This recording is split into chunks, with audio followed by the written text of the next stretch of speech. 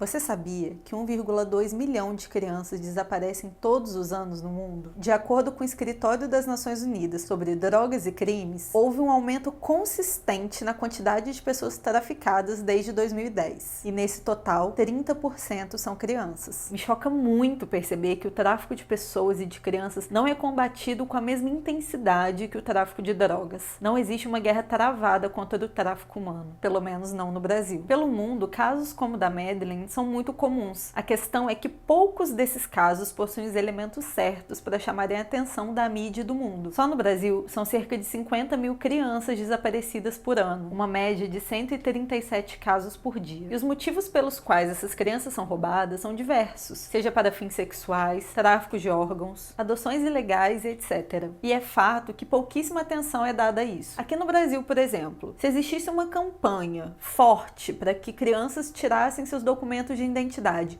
o mais rápido possível, para que o registro de suas digitais ficasse num grande banco nacional, provavelmente muitas famílias conseguiriam encontrar suas crianças perdidas, com ou sem vida, mas em muitos casos conseguiriam. Olá, excêntricos, bem-vindos a mais uma sessão do clube. Eu sou a Ana e antes de começar esse vídeo, certifique-se de que você está inscrito no canal, já deixa seu like, comenta e ativa o sininho, porque dessa forma o YouTube vai te entregar em primeira mão assim que sair um conteúdo novo. E siga também a gente nas redes sociais e no seu tocador de podcast favorito, porque sim, todos esses episódios são disponibilizados em forma de áudio para vocês. Bora começar o caso de hoje.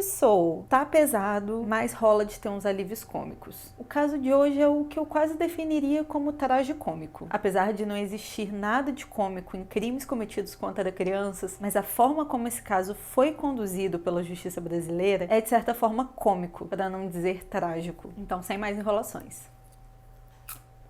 O caso de hoje é sobre duas crianças sem nome que tiveram suas vidas apagadas. Elas foram brutalmente assassinadas e, apesar da polícia ter conseguido suas digitais em perfeito estado, elas não tinham nenhum documento, nenhum registro das suas digitais em nenhum banco de dados. Provavelmente, a única coisa que elas tinham era a certidão de nascimento, o que não ajuda muito nesses casos. Essas duas crianças foram enterradas como indigentes no cemitério municipal de Novo Hamburgo, no Rio Grande do Sul. Em suas caixas, a palavra ignorado escrito grosseiramente de piloto azul. No dia 4 de setembro de 2017, o corpo de uma menina de aproximadamente 12 anos e de um menino de aproximadamente 8 anos, irmãos por parte de pais, segundo exames de DNA feitos posteriormente, foram encontradas esquartejadas, sem as suas cabeças, dentro de caixas de papelão em um matagal em Novo Hamburgo. E apenas 5 dias depois, o maior questionamento dos policiais era se essas crianças de fato eram da região. Isso porque as sacolas que estavam com os corpos estavam dentro dessas caixas de papelão de uma marca de sabão em pó que não é vendida no Rio Grande do Sul. E a sede dessa empresa fica em Pernambuco, quer dizer, na outra ponta do país. Sem conseguir fazer a identificação dessas crianças através das digitais, ou de uma reconstrução feita digitalmente, já que as cabeças nunca foram encontradas, suas identidades seguem sendo até hoje um mistério. Este caso chegou na Delegacia de Homicídios de Novo Hamburgo no primeiro dia do delegado Rogério Baggio no cargo, 30 minutos depois, para ser mais precisa. Poucos dias depois, o delegado Baggio, em uma entrevista ao G1, falando sobre os possíveis motivos para o crime, colocou sacrifícios por parte de uma seita em primeiro lugar na sua fala. E depois ele seguiu falando que poderia ser uma vingança entre facções, um crime passional e por aí vai. A questão é que pouco tempo depois, esse delegado Baggio saiu de férias. E quem assumiu a delegacia enquanto ele estava fora foi o delegado Moacir Firmino. E foi exatamente enquanto o Firmino estava à frente do caso que a polícia decretou prisão preventiva de 7 suspeitos na morte dessas crianças. Supostamente, esses suspeitos teriam cometido esses assassinatos em um ritual satânico, que, segundo as palavras de Firmino, tinham sido encomendadas por sócios de uma empresa que queriam prosperidade nos negócios imobiliários e na compra e venda de carros usados. O ritual, segundo ele, teria custado 25 mil reais. E que tudo levava ele a crer que durante o ritual teriam comido a carne e bebido o sangue dessas crianças. No primeiro momento, 4 desses suspeitos foram presos e 3 ficaram foragidos. Posteriormente, mais um deles seria preso. E quando indagado de como chegou a esses suspeitos, o delegado disse em diversas ocasiões que foi por meio de uma revelação que chegou a ele por meio de 2 profetas. E que, inclusive, uma dessas pessoas estava com ele no carro quando teve a revelação. Já a outra teria ligado para ele logo em seguida e pedido para ele levar um caderno onde seria anotada todas as revelações desse crime chocante. Esses profetas e mais 2 testemunhas supostamente supostamente oculares disseram que viram essas crianças no ritual dentro deste templo de Satanás que serviria ao demônio Moloque, especializado em sacrifícios de crianças. O Moloque, gente, realmente era um deus cultuado dentro de uma etnia de Canaã, e no Primeiro Testamento da Bíblia ele acabou virando um demônio e não um deus. O delegado Firmino afirma que uma testemunha relatou que viu o menino amarrado em um pedestal e que a menina estava deitada no chão em um ambiente escuro, iluminado apenas por velas e com os discípulos de Satanás ajoelhados ao seu redor. O delegado acreditava que as crianças tinham sido decapitadas com a ajuda de torniquetes, mas que as testemunhas não teriam ficado até o fim do ritual, porque senão elas também correriam o risco de serem mortas. Outra coisa que as testemunhas falaram é que todo o ritual teria sido envolvido pelo número 7 e que ocorreu durante uma lua crescente. O ritual teria sido iniciado por um dos sócios que era evangélico, mas que teria renunciado a Jesus dentro de uma igreja e que ali no ritual ele teria derramado sangue em cima de uma Bíblia. E o Firmino também falou que o bruxo, sim, ele usou essa palavra, bruxo, falava uma língua estranha, que ele acreditava ser aramaico, mas que ele não tinha muita certeza. O tom do delegado Firmino nas entrevistas era quase pastoral, sabe? Como se ele estivesse fazendo uma verdadeira pregação para os repórteres. E mesmo com o suposto autor do ritual, ou bruxo, dizer não conhecer os demais suspeitos, o delegado insistia que o relato das testemunhas eram provas mais que contundentes de que essas pessoas se conheciam sim. Eu só queria fazer uma observação para vocês e lembrar que isso aconteceu em 2018, tá, gente? Sou absurdo, sou retrógrado, porque de fato é.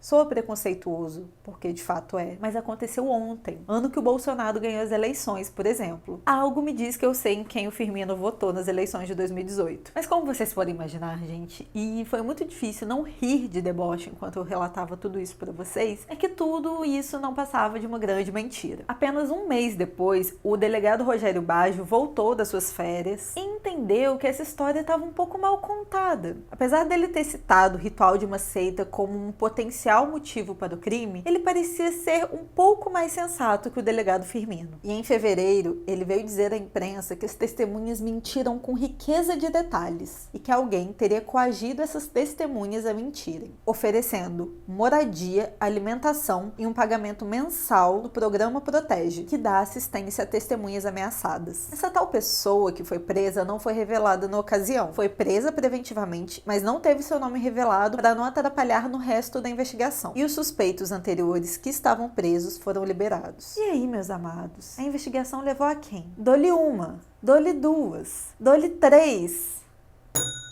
Sim, se você disse delegado Firmino, você acertou. Ainda em março de 2018, a Justiça do Rio Grande do Sul aceitou a denúncia contra o Firmino por falsidade documental e corrupção de testemunhos. Nessa ocasião, ele não foi preso, foi apenas afastado do cargo. Tem uma dúvida aqui que me surgiu e eu queria muito compartilhar com vocês e ver se alguém pode me ajudar a solucionar essa dúvida. E se você souber, deixa aqui nos comentários. Quando uma pessoa tem um cargo público e precisa ser afastada por um motivo grave como esse, ela para de receber o salário ou continua ganhando dinheiro pra ficar à toa em casa depois de ter feito merda? Quem souber me responder, por favor, deixa aqui nos comentários que eu vou deixar destacado. Porque assim, algo dentro de mim me diz que essa pessoa não para de receber, mas eu só queria ter certeza mesmo e talvez me chocar um pouquinho mais com o Brasil. Se é que isso é possível, claro. E aí, né, gente, com medo de dar mais merda e pro Firmino não correr nenhum risco de perder o seu dinheirinho da aposentadoria, em junho ele se aposentou voluntariamente. Olha que oportuno. No total,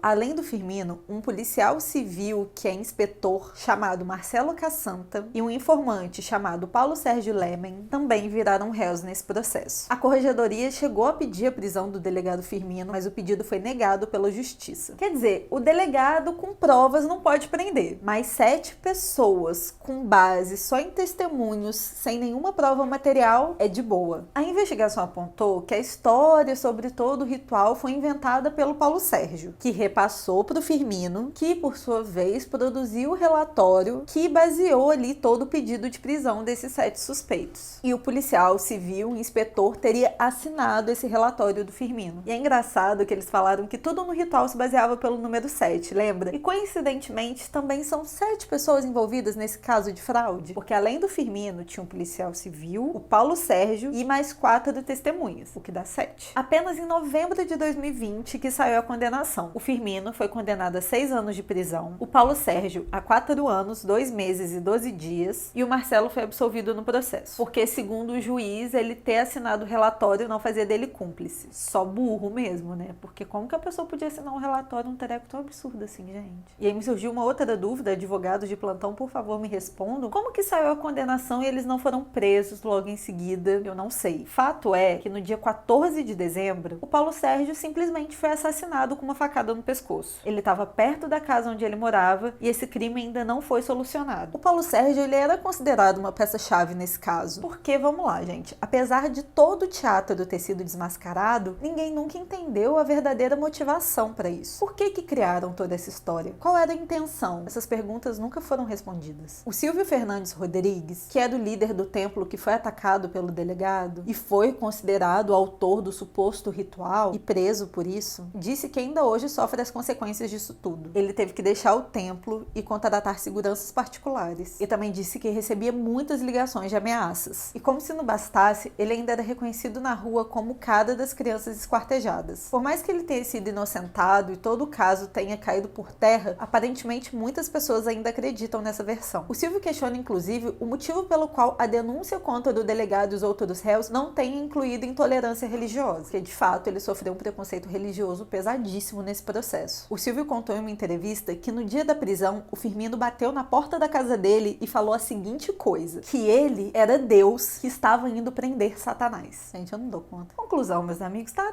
tudo errado nesse caso. Tem nada certo. Até hoje não se sabe nada sobre a verdadeira pessoa que assassinou essas duas crianças. E a identidade desses irmãos segue sendo um mistério até hoje. E apesar dele ser um caso com tantos absurdos envolvidos, eu não me lembro de ter ouvido falar sobre ele na mídia. E nem dele ter sido amplamente divulgado em rede nacional. Vocês se lembram? Não, eu nem sabia que esse caso existia. Eu também não. O que me faz pensar que, de fato, essas crianças não são do Rio Grande do Sul. Porque lá esse caso teve bastante atenção da mídia. Porque pensem comigo, se esses familiares fossem do Sul, realmente. Então, vamos supor, se na minha família, 2 irmãos, um de 12 e outro de 8 anos, tivessem desaparecido. E aí começasse todo o burburinho desse caso, eu, no mínimo, ia procurar a polícia e tentar descobrir se essas crianças eram meus parentes. Até porque a Ana é a pessoa com mais parentes por metro quadrado. Exatamente. Preocupante. Qualquer coisa que acontece aqui na cidade, ela tem que saber se é com parente dela, porque metade da cidade é parente da Ana. Mentira, gente. Nem é tanto Quantos assim. primos você tem? De primeiro grau, só por parte de mãe, eu acho que uns 40. E aí tem os de segundo. Então não preciso mais argumentar, né? Então tá bom. A própria polícia acha que Novo Hamburgo foi apenas o lugar para a desova desses corpos. Mas como elas realmente foram parar lá nesse matagal, parece que seguirá sendo um grande mistério. Tão misterioso quanto a verdadeira motivação de toda essa fantasia sustentada pelo Firmino. Aparentemente, além de fanático religioso, o Firmino também curte o rolê ali, o Paranauê da conspiração. Sério, jura? Nem tinha dado pra notar. Mas eu fico me perguntando, gente, por que de acho não fizeram uma bateria de teste psicológico nessa criatura? É isso que eu quero saber. E no Paulo Sérgio também, ele não tá isento disso não. Esse cara tem um parafuso solto, ou vários, e provavelmente ele nunca poderia ter sido delegado na vida dele. É bastante chocante perceber que em nenhum momento da investigação foi considerado traçar um perfil psicológico dessa criatura. Infelizmente, esse é só mais um caso brasileiro que tentaram resolver colocando a culpa no capiroto. Ou usando religiões não cristãs para disseminar ainda mais preconceito religioso. Isso não ficou no passado, porque a gente acabou de presenciar isso no caso do Lázaro, onde tentaram justificar o fato de não conseguirem encontrá-lo está ligado à proteção de um guia que o estaria escondendo algo do tipo, e ainda tinha uma coisa relacionada com o tio dele, que tinha um centro e que estava cobertando. Enfim, eu confesso que eu fiquei um pouco irritada quando eu comecei a ler, aí eu parei, não quis nem terminar, mas tinha um absurdo assim. Enfim, gente, eu não sei nem como que eu vou concluir esse vídeo, vocês me desculpem, porque assim, não tem conclusão. E eu espero vocês aqui nos comentários pra gente poder papear mais, e se vocês conhecerem mais casos como esse, desse nível de absurdo aqui no Brasil, comentem aqui embaixo. Tchau!